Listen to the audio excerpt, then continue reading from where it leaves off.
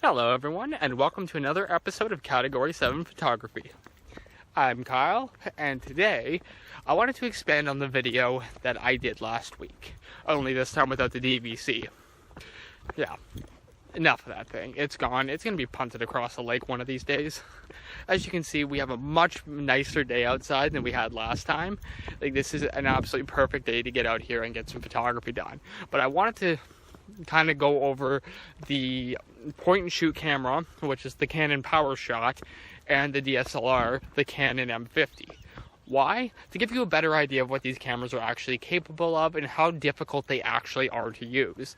Because I know some people, they get very intimidated, they feel like they need a DSLR to take good photos, but they're very intimidated once they actually get one. Versus a point and shoot, everybody thinks they can't take good photos, that they're just terrible all the time. So I wanted to use two that were from the same brand to give you guys a very accurate comparison of the two cameras and let you guys make up your own mind as to what suits you guys the best, what suits your budget, your photography style. As I said in the last video, I already listed prices for these cameras, so we're just going to dive right into this. And this time we are absolutely using zoom lenses, we're going to be using filters, and just because, like, for many years, this is the camera I use. This is not something I bought just for this channel, and I'm not being sponsored by anybody, because nobody loves me. I'm just out here by myself, but I'm okay. You know, beautiful scenery, lots of nature, even though today I haven't really seen too much wildlife nature yet. But the walk is young. Alright, and you might recognize the area from the last video, but as you can see coming up, we're coming to a path. That path last time was only ever utilized on the left side. Today, we're going right. And we're going to see what we find. Check back in with you guys as soon as I got something. See, I think my problem is with this video is I keep trying to take photos of butterflies and they're just too quick. But we do have a very still motion subject coming right up. Another one of those bridges, and I think I know exactly where we are. But from where I'm standing right here, this is a perfect place to test the zooms of the two cameras. First I'll take a photo without any zoom, and then we'll take a photo with a zoom. And right now, we're not using any kind of lenses, so we're going to use max zoom and minimum zoom on both cameras, just to show you guys the quality difference if you want to invest the money into a DSLR, which you could be good using. For this particular shot, I will be using the 75 to 300 millimeter Canon EF lens, and you can pick those up for around $200 Canadian, give or take. Their prices seem to be fluctuating right now versus the point and shoot camera. They're 200 bucks and you get everything you get. But you do have an enhanced digital zoom in that camera, which may come in handy for this. Let's take a look.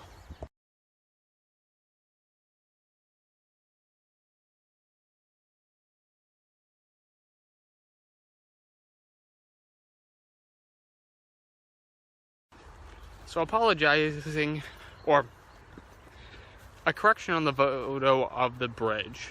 I was not actually able to use the full zoom on either one of the cameras. So on the digital one, on the point and click one, I was able to go as far as the camera is designed to go. It can be pushed digitally a little bit further.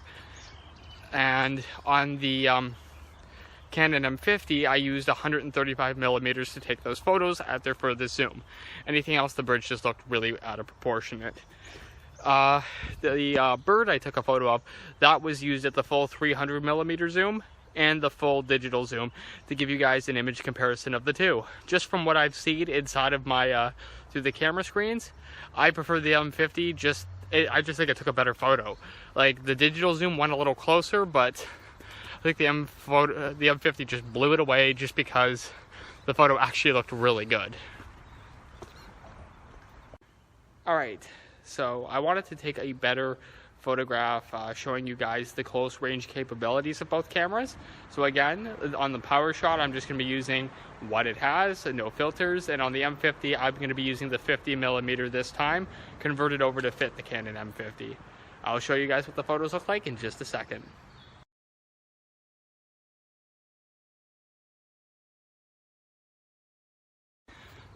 So I've shown you guys a couple of examples of the long range, the short range, and even a photo of the two cameras kind of in the middle of their ranges.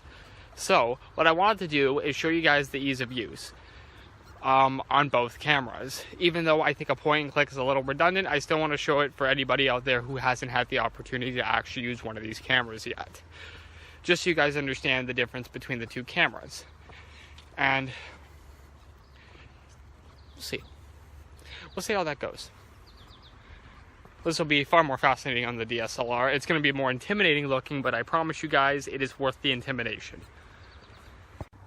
Okay, as I said to you guys, I wanted to show you how difficult it actually is to use and set up a DSLR versus setting up something like a point and shoot camera and the different effects you can get with it depending on what you want to do with it. Alright, so our subject right now is going to be this pathway. And I'm going to start by setting it up on the Canon M50 with the 50mm lens. This is what it looks like. I need an adapter to work it on this particular camera. You can get this lens made for this camera, but it's a lot more expensive than doing it this way. And plus this adapter allows you to use it on just about any Canon EF lens. So, without further ado, let's get going. Okay, so setting up the Canon M50 to take a 50mm Canon EF lens, such as the one shown here. As you can see, I disassembled it from the camera in the video that I just showed you guys to show you how to put it onto this camera properly. So we're going to take the Canon M50 or any DSLR camera. In my case, it just happens to be Medusa here. And what you're going to want to do is remove the cover, twist counterclockwise, and remove, but be careful whenever the sensor is exposed. That could be very bad. You do not want to expose it in dusty, windy, or rainy conditions because this isn't like cleaning a lens. This is very difficult and you can very easily damage your camera. But for the purposes of this video, I will be doing this. But we're going to keep this on here right now just to show you the next part. For this particular camera, because it is a crop sensor camera, we need a converter, which is what this is. This is a Voltrox EF to M2 converter, I believe. Yep, and this is going to take the crop factor of taking a 50mm, which if it was direct adapted, it would be around 80mm. But with this converter, it turns into about 57mm. Not perfect, but the lens that's made for this camera is also twice as much as these two combined, and you get the exact same results.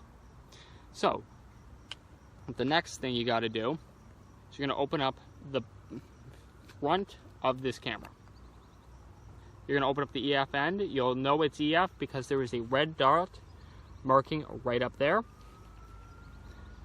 And it's going to be on the side of the lens adapter as well. You really should do this before you open up the sensor cover. Sorry, I'm tired. The side on here with the white dot is going to be the part that connects to the actual camera, and there will be a corresponding white dot on the metal ring surrounding the sensor, which I'll show you guys in just a moment. Before we go any further, what I like to do is I take off the back covering of the Canon 50mm, the EF covering of the adapter. As you guys can see, the red dot with the red dot. Line them up. And you just simply twist this clockwise until you hear a click. That means that your lens is engaged into the adapter. And you simply do the same thing with the actual sensor, connecting the lens to the sensor. As I will show you right now, see the white dot, again, white dot, they go together, like so. And again, clockwise, locked in place. I can't move the camera lens. I should mention that if you guys are going with the Canon M50, I'm not sure about other models as I have not owned them, but on this one, normally you can turn the autofocus on this camera on and off with this button down here. With these kinds of Canon EF lenses, and you'll notice this a lot, I think on full body cameras a lot, that switch is actually on the lens itself. It's right here. When I'm using these kinds of cameras, I like to keep them purely on manual because I don't like taking out a DSLR and using it for autofocus. because what is the point of owning a DSLR that can do these beautiful manual shots if you're just shooting it in auto all the time? It's okay if you're just getting used to the camera and you're not sure how to work it yet. That's perfectly fine. I would rather do that than not use the camera at all. But if that's all you use it for and you never intended, just stick with something like this. Stick with a point and shoot. But this one, far simpler to set up, and obviously no sensors that you can possibly destroy. Alright, and giving you guys a little bit of an overview, this is what the top of the camera looks like. These are the three main modes you can set it on. Just like your creative mode at the end, which I almost never really use. Creative burst, which is right here in the center. And then single shot mode, which is the one I most commonly use on this camera, as I don't like this thing at all for recording videos.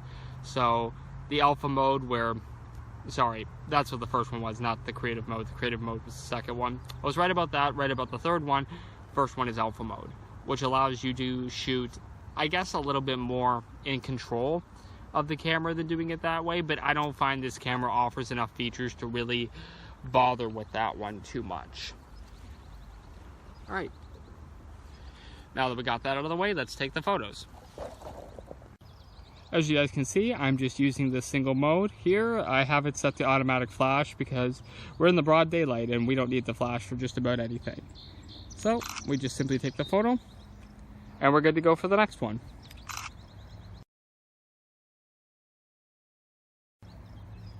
Very, very simple. The zoom is just up here, just goes in. Sorry, that's out. That's in. Out. If I want to take a creative burst, all I do is set it to the second position. I'll put it back out. Taking out another photo of the path.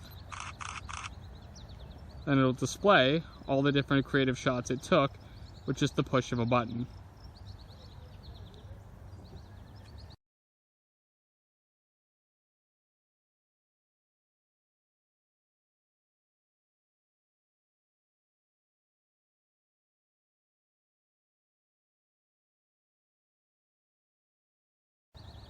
Now, let's give this same process a similar shot on the Canon M50 and see what kind of process we come up with.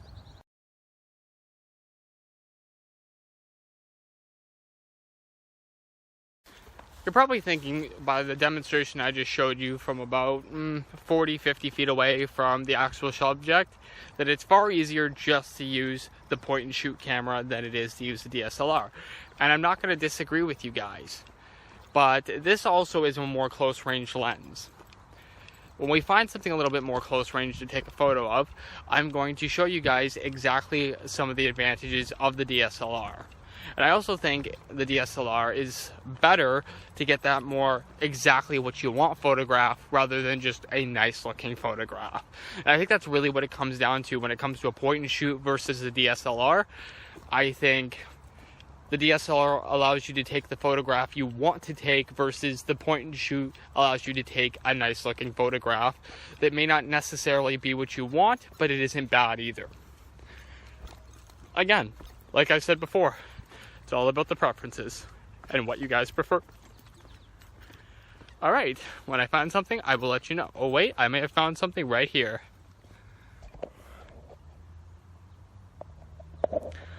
Let's try to isolate that flower, shall we? Let's see how this turns out. Again, since I've already shown you guys how to put the 50mm on here and it works the same for all the Canon EF lenses, I'm just going to keep the 50mm right on here and I'm just going to pull out the point and shoot and we're going to take some nice color photos of this.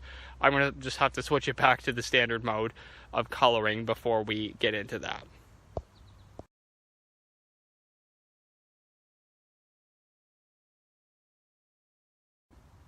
So I tried to show you guys the examples by photograph, the Powershot versus the M50 with its 50mm lens. To get the results I got from the Powershot, I first took a photo of it in its furthest back and then I adjusted the zoom to try to isolate the flower a little more without moving. Whereas the Canon M50, all I had to do was get the flower specifically in focus by adjusting the focus ring. There was no movements required whatsoever to get that shot. And as you can see, now you're starting to see where this lens comes in a little bit more useful. Let's do the same kind of thing with a far range shot. I am down by the river now, so let's see what we can find. Take a little spot over here. We'll just take a quick look around, see if there's anything that sort of stands out. If not, I'll just go around this path for a little bit and see what we can find. I think the bottom line is I prefer the M50 because it does give me more control over the individual photos. And it'll be the same with any DSLR, whether you shoot with Sony, Nikon, Olympus, Canon, doesn't really matter. All the basic principles still apply. The only thing that's really going to change is the tone of the photos and very clearly the price of how much you're actually spending. But out of the cameras I just listed, I would say Olympus is probably the cheapest one. I don't find them a bad camera. I find them very nice. They were actually in running contenders, a running contender for the M50, as well as the Lumix G9. Although I wish I had found out about that camera a little sooner than I did. It may have been a bigger running contender with the Canon M50 than that. All I can say is do your research and make sure you know what you're buying before you buy it. And we lost the river. I'm going to go back and find the river again. Alright, made it back to that little spot by the river. I think I know what subject I'm going to do, even though it's not interesting. But for the purposes of what I'm trying to show you guys, I think it'll make a pretty good example. Directly across from me right now is a large dead tree surrounded by nice green foliage. Not normally the kind of subject I'd want to take a photo of, but it kind of stands out, and from where I am, this is kind of like the only clearing to the river. So, we'll take some photos and I'll let you guys know. We're going to be using the 75 to 300 millimeter, and we're going to be using the Powershot for this particular photograph. Again, I'll take it at far back zoom, and then I'll zoom right in to see if I can isolate the photo on both lenses.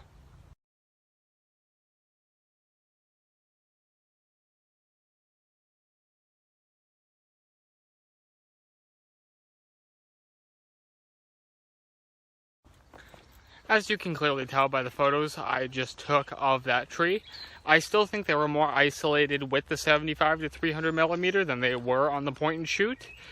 On the point and shoot was very difficult to try to isolate it on, versus, okay, the 75 to 300 millimeter being a telephoto lens is harder to isolate subjects like that. It's more for taking far away subjects and bringing them closer to you, rather than isolating subjects. But I still feel it did a much better job, even being a lens that isn't designed for this, like the 50mm that I put back on here, than the other way around.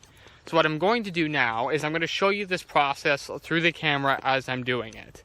The only way I can really do this is have it recording through movie manual mode, so this can be a little bit experimental, but it's essentially the same process that I would be using if I was using it to take photos. I just won't be able to adjust the settings while I'm doing this, just the focus, but it will show you what it actually looks like. As soon as I find something nice to take a photo of that I feel can be isolated really nicely. I'm walking by a couple of flowers right now. Oh, we got some berries. I think those berries will work perfectly for the point of this example.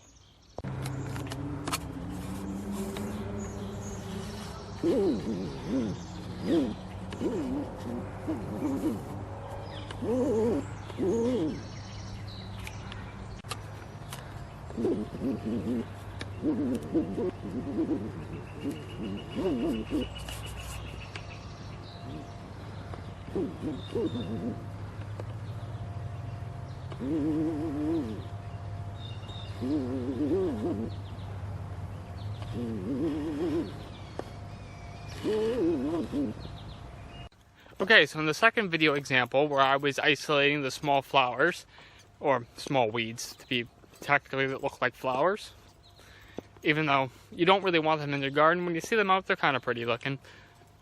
To do that, I took the aperture of this camera and I lowered it down to 1.4, which is something you can't even control on the other camera, and you're going to notice me saying that. Because I can control that, I can isolate to have either one tiny part of the photo in focus, or I can switch the parts of the photo that are in focus, versus a compact digital camera like the Powershot, it's trying to keep the entire image in focus, much like what my iPhone is doing right now as I'm walking and vlogging with it. Does that make it a bad camera? No, they just take different types of photographs. And you can set up a DSLR to take that full frame, picture perfect thing if you would like to. You would just need to set up a darker aperture so that it can maintain the details a little bit better. Is it going to be as bright? No. Is it going to look cool? Depends what you're taking a photo of and how you take the actual photo. As I showed you, all I was doing was adjusting the focus reel, and I showed you probably about 3 different types of photos you could get simply by adjusting that one little reel in the same position. So I'm going to keep looking around and see what else I can find while I'm out here, and then I might be heading back. Day job. Fun. Actually, I do love it. I do love it a lot. I just have a big test coming up with it, and I must study for it because I am a good person.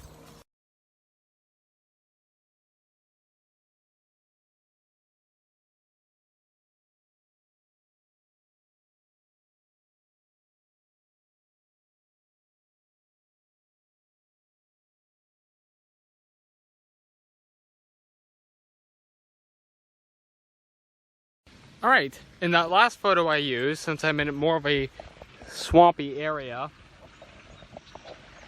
and the reason I didn't record this is the spillway that's right over there. I didn't know if you guys could hear it. You definitely can see it in the photos that I'm about to show you guys. I used the only lens I haven't used so far on my DSLR, which is my native lens. It's the only native lens I actually have for this camera. It is a 15 to 45 millimeter. It roughly translates to a 18 to 55 millimeter. Basically, it's a short range zoom lens, and it's the one that comes with the camera when you purchase the camera, if you should choose to do it. And I think if it's your first camera, first DSLR, you absolutely should do that. I don't think you should be getting into weird lenses until you actually know what the lenses do. I was using that one to show you guys a bit more of a wide angle comparison, as it's the closest thing I have to a wide angle at this current point in time. Although, hopefully in the near future, that is going to change. And I will then have 2 native lenses for this camera and 2 non-native lenses for this camera. Although, of course, eventually in time, I am hoping that will change as well. As we continue walking down the path, we'll see what else we can find, as I feel I still have a bit more time. Now, as I'm sitting down here and just taking a little break, again, by the same river I've been around the entire time, I have decided that I was going to show you guys, since we haven't gotten into it at all this video, and I think we're pretty much at the end here, for this week, is what filters can do. Something that the point and shoot camera can't even have, and something the DSLR can have. Now, the one I'm going to show you today is an ND filter. It stands for neutral density.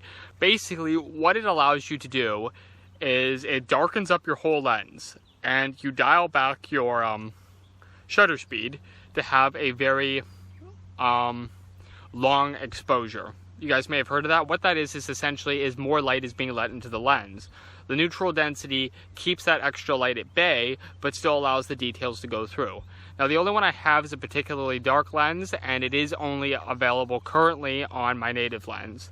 But I think for the purposes here, we are going to try this. Also, even though I'm not using one for this video, you guys might want to use a tripod for this. I'm just doing this to show you guys what the filter actually looks like and some of the many cool things you can do with a DSLR camera if you want to. Alright, just give me 1 second. I'll be showing you guys exactly what that looks like.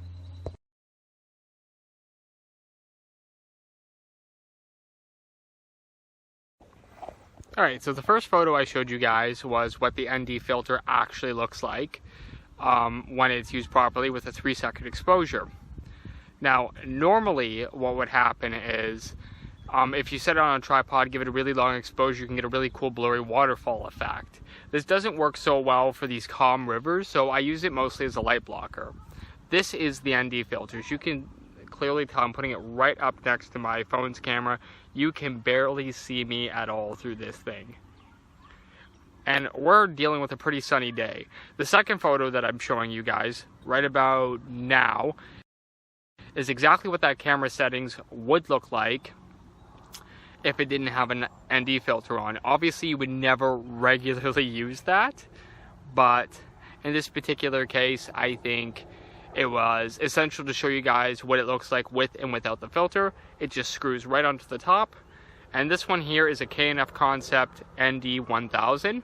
The one I'm going to have in the very, very near future, much newer than the landscaping wide-angle lens that I want to grab, is going to be an ND filter that is actually adjustable, that can go up all the way down from ND1 all the way up to 2000, and it'll be much more flexible than this particular filter actually is.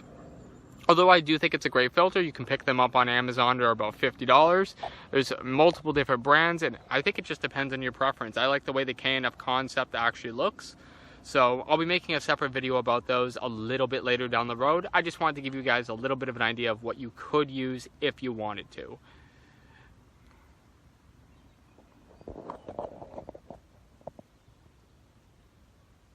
I always find it so amazing how peaceful your backyard can be if you just go for a walk in it. You know what they say? Once you become used to being independent, it becomes very addicting. And you just don't got time for the stuff in life that's just, you know, it's not your problem. This is my problem. Showing you guys photography is my problem.